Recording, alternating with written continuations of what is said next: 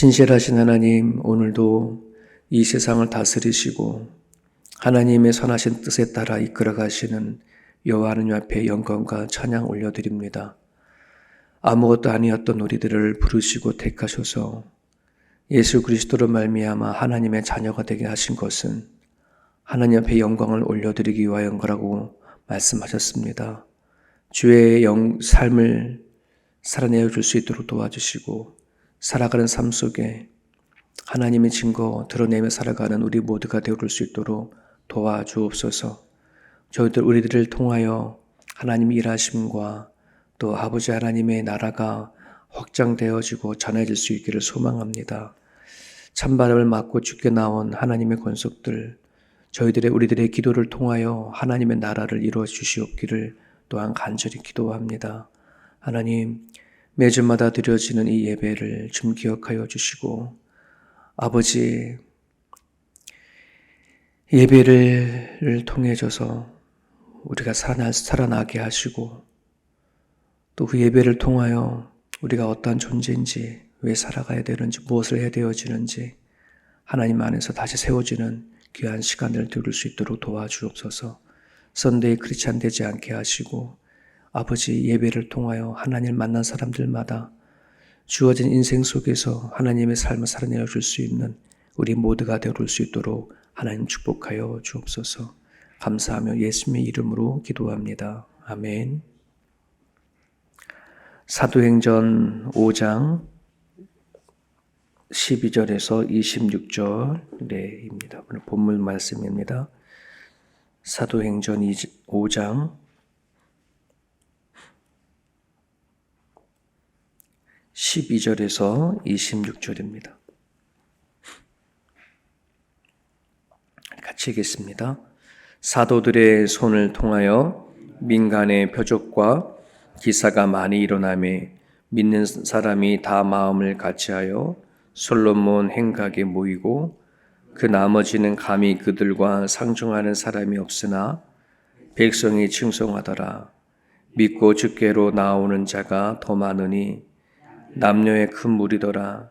심지어 병든 사람을 메고 거리에 나가 침대와 요 위에 누이고 베드로가 지날 때에 혹 그의 그림자라도 누구에게 덮일까 바라고 예루살렘 부근의 수많은 사람들도 모여 병든 사람과 더러운 귀신에게 괴로움 받는 사람을 데리고 와서 다 나음을 얻으니라. 대제사장과 그와 함께 있는 사람 즉 사두개인의 당파가 다 마음의 시기가 가득하여 일어나서 사도들을 잡아다가 옥에 가두었더니 주의 사자가 밤에 옥문을 열고 끌어내어 이르되 가서 성전에 서서 이 생명의 말씀을 다 백성에게 말하라 하매 그들이 듣고 새벽에 성전에 들어가서 가르치더니 대제사장들과 그와 함께 있는 사람들이 와서 공회와 이스라엘 족속의 원로들을 다 모으고 사람을 옥에 보내어 사도들을 잡아오라 하니 부하들이 가서 옥에서 사도들을 보지 못하고 돌아와 이르되 우리가 보니 옥은 든든하게 잠기고 지키는 사람들이 문에 서 있으되 문은 열고 본즉 그 안에는 한 사람도 없더이다 하니 성전 많은 자와 제사장들이 이 말을 듣고 의혹하여 이 일이 어찌 될까 하더니 사람이 와서 알리되 보소서 옥에 가두었던 사람들이 성전에 서서 백성을 가르치도이다 하니 성전 맡은 자가 부하들과 같이 가서 그들을 잡아왔으나 강제를 못함은 백성들이 돌로 칠까 두려워함이더라. 아멘. 우리 어제의 본문 안에 아나니아와 삽비라의 비극적인 사건을 우리는 보았습니다.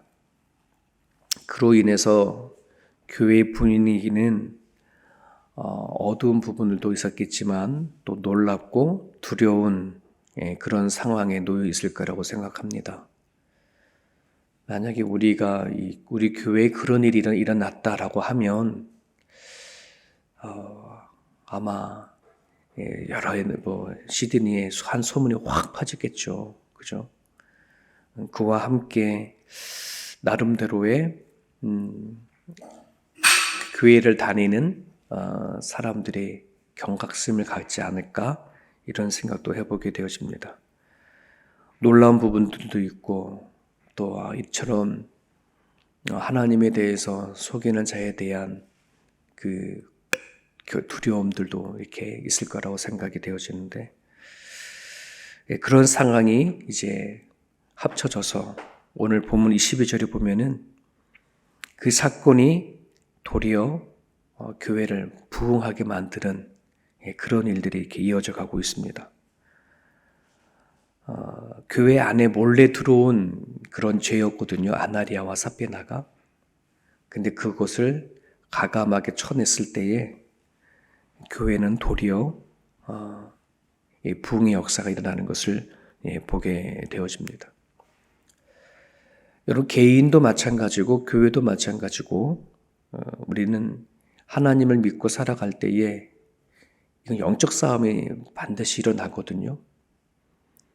각각 작게는 나 개인이지만은 크게는 교회 안에도 끊임없는 영적 싸움이 존재를 합니다. 숨가쁘게 돌아갑니다. 사단과 마귀들은요, 이미 자기의 사람이 되고 자기의 안에 들어온 존재는 터치를 하지 않아요. 하지만 하나님을 믿으려고 하는 사람들에는 수단과 방법을 가리지 아니하고 끊임없이 유혹하는 존재가 악한 마귀잖아요. 마귀는 한 영혼이라도 더 뺏으려고 하는 거고 하나님은 한 영혼이라도 더 구원하려고 하는 그 영적 싸움이 우리가 살아가는 삶 속에 이루어져 가고 있어요.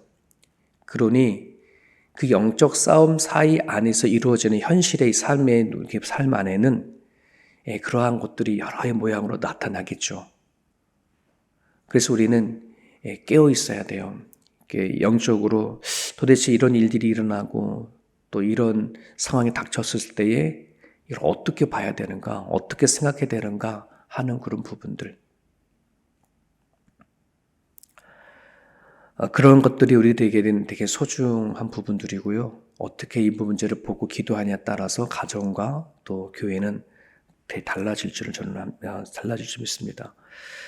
오늘 이 초대교회의 교회 안에서도 시련과 어려움이었지만은 도리어 이 일을 통해서 교회가 다시 소망을 품고 나가는 그런 부분들을 이제 보게 되어집니다. 오늘 우리가 살아가는 삶 속 안에서 시련이라는 거, 박해라는 거, 때로는 여러 가지 생각하지 못했던 여러 일들이 일어났을 때에 단지 그 일들은 눈에 보이는 안 좋은 일들만이 아니라 그 일들 속에 소망을 품을 수 있는 거, 우리가 기도하고 하나님 앞에 나갈 수만 있다면은 그것들은 도리어 내 소망을 품는 도구가 되어지고 하나님이 일하시는 또 역사하는 것이 되어지니까 이 아침에 여러분들이 기도할 때에 나의 기도뿐만 아니라 여러분 주변에 있는 일들, 또 교회의 일들, 또 세상에 일어나는 일들을 놓고 하나님께 기도해 주셨으면 좋겠습니다. 우리를 통해서 주의 나라를 이뤄가기 원하시고 하나님 나라가 확전되기를 원하시니 내가 눈에 보여지고 또 알려지는 것들은 단지 문제가 아니라 우리 보고 기도하라고 주시는 사인이니 우리가 그렇게 해낼 수 있기를 바랍니다.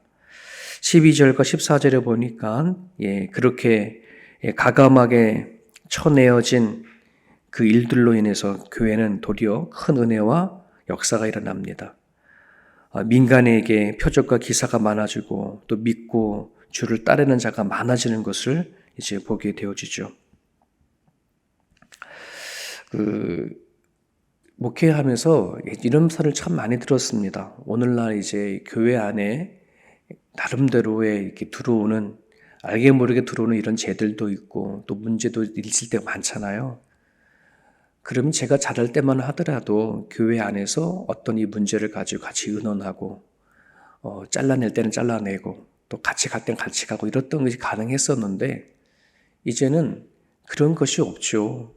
교회 안에서 어떤 누군가가 문제가 있으면 그거를 이렇게 대놓고 직선적으로 책망하거나 그걸 놓고 교회에서 치리가 이루어져 버리면 그 사람은 뭐 하는 거예요? 교회가 여기뿐이냐? 교회가 얼마나 많은데 하고 나가면 그만인 거잖아요. 그러니 교회 안에서의 치리와 교회 안에서의 책망은 그 사람을 교회에서 나가게 하는 것 말고는 방법이 없는 상황이에요. 지금 현재는.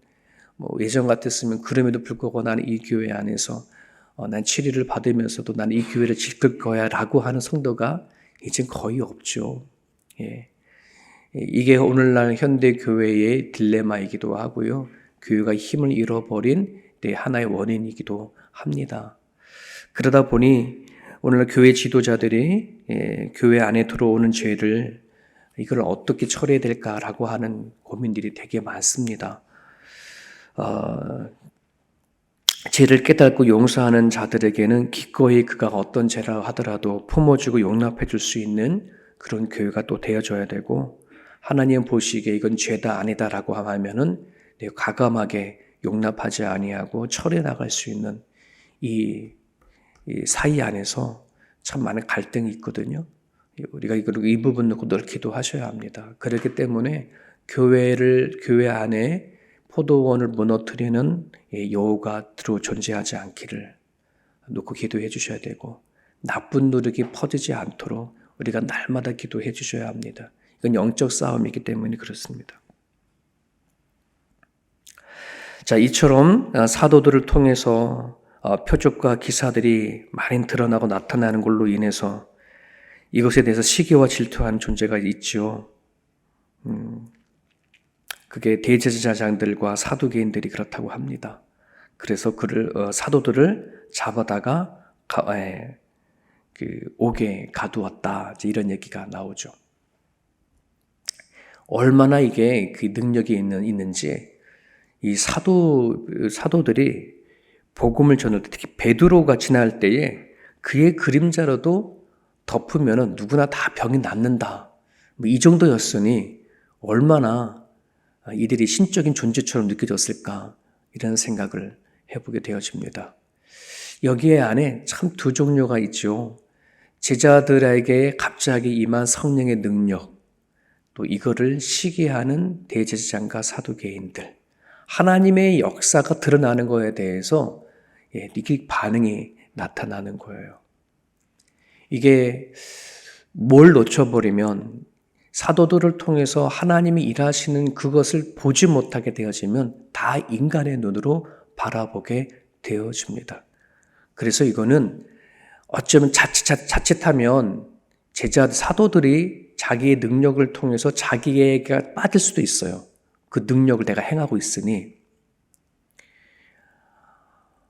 예를 든다면 예전에도 그렇고 많은 목회자들 보면은 여러 가지의 능력도 행하고 막 그러잖아요. 그러면 그것이 마치 자기 자신의 믿음이고 능력이고 파워 있는 것으로 바꿔줘 버려서 그것에 대해서 뭔가 힘을 갖고 하려고 하는 것들이 참 많아요. 예전에 한국의 할렐루야 기도원이라고 아마 많은 사람들 알죠. 그 김계화 원장님 처음부터 그런 분은 아니셨거든요. 신학 공부도 제대로 하셨던 그런 원장님이셨고 정말 기도 열심히 하셨던 분이셨어요. 하나님이 그를 통하여 크게 역사를 하셨죠. 근데 그 하나님의 역사가 하나님의 역사로 끝나야 되는 건데 그게 나의 역사로 바꿔져 버리는 바람에 완전히 이단의 길을 걸어가는 일로 가버리지 않습니까? 그런 일들이 참으로 비일비재하게 많아요. 네. 우리는 늘 겸손하다, 하나님 말씀대로 살아간다 하지만 나한테 어떤 능력이 있고 나한테 어떤 힘이 주어져 버리면 그것에 내가 확 빠져들어갈 때가 얼마나 많은지 몰라요. 이게 영적인 부분뿐만 아니라 살아가는 삶도 그래요.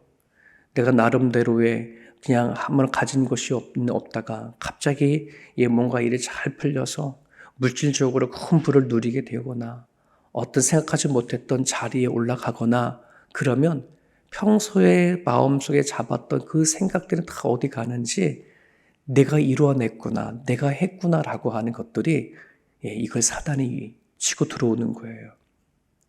그것뿐만 아니라 또 그것을 가지고 있는 사람들을 시기하고 질투하는 사람들이 덩달아서 다 찾아오죠. 그래서 끊임없이 성경은 우리들에게 얘기하고 있습니다. 하나님의 일하심에 대해서 너가 가로치지 않기를. 하나님이 하시는 일들에 대해서 너가 교만하지 않기를 끊임없이 얘기를 하고 있습니다. 영적인 것도 그렇고요. 내가 살아간 삶 속 안에서 내가 이뤄내어진 모든 부분들은 결국 하나님이 하신 것을 우리는 인정하고 살아가셔야 합니다. 역대상 29장의 이야기죠. 부와 귀가 주께로 말미암고 또 주는 만물의 주제가 되사 손에 권세와 능력이 있사오니 모든 사람을 크게 하심과 강하게 하심이 주의 손에 있나이다. 크게 하시고 강하게 하신 것이 주의 손에 있습니다. 내가 크다, 강하다, 내가 힘이 있다, 능력이 있다, 실력이 있다 하는 그 모든 것들은 누가 하신 거라고요? 주가 하신 거예요. 그래서 우리는 많이 가지면 가질수록, 누리면 누릴수록, 힘이 있으면 힘이 있을수록 낮아져야 돼요. 주께서 하신 것으로 인정하고 감사할 줄 알아야 돼요. 곡식이 익으면 머리를 숙인다, 벼가 익으면 고개를 숙인다고 하잖아요. 바로 그런 겁니다. 하나님은 알면 알수록 더 낮아져야 되는데 우리는 하나님 안에서 뭔가 성령을 경험하고 막 그러면은 그것이 도리어 영적 교만으로 가는 경향도 너무 많아요. 그것을 가지고 남을 판단하고 비난하고 왜 저 사람은 저렇게 신앙생활 안 해? 왜 저 사람은 저렇게 행동해? 이렇게 판단을 하는 것으로 갈 때가 얼마나 많은지 몰라요. 정말 이런 부분들은 우리가 조심해야 합니다. 자, 그렇게 시기와 질투로 사도들을 잡아갔는데 19절입니다.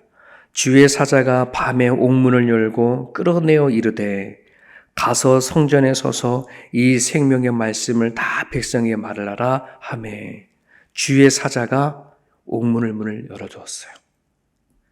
감옥에 갇혀있는 사도들에게 주의 사자가 찾아와서 옥문을 열어줬는데 그 사실을 전혀 성전직이나 그 감옥을 지키고 있는 모든 사람들이 다 모르고 있는 거죠.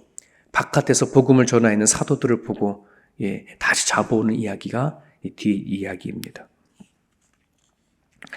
특별히 20절에 왜 하나님께서 그들을 옥에서 풀러내게 하셔서 나가게 하셨는가, 그 원인이 딱 얘기하고 있습니다. 생명의 말씀을 다 백성들에게 말해라. 이게 하나님께서 사도들을 부르신 이유고 쓰신 이유가 여기 있습니다. 오늘 하나님께서 우리를 부르시고 쓰시는 이유도 여기에 있습니다. 생명의 말씀을 전하라. 생명의 말씀을 알려라. 내가 살아가는 삶의 그 자리, 이건 반드시 우리들의 사명으로 맡아야 할 부분이라고 저는 믿습니다. 꽤 오래된 이야기죠. 한국의 샘물교회에서 아프가니스탄의 지역에 선교를 보내서 참 많은 낭패를 당했고 또 같이 지도해 나간 교육자가 죽음을 당하는 그런 사건들이 있지 않았습니까? 그때 얼마나 많은 사람들이 한국의 선교에 대해서 손가락질을 하고 잘못된 선교회로 인해서 질타를 참 많이 받았죠. 그래서 그 샘물교회 목사님 선교를 보낸 것에 대해서 책임을 지라 이런 일들이 참 많았습니다. 그러고 나선 시간이 흘렀죠. 이런 생각을 해보게 되어집니다.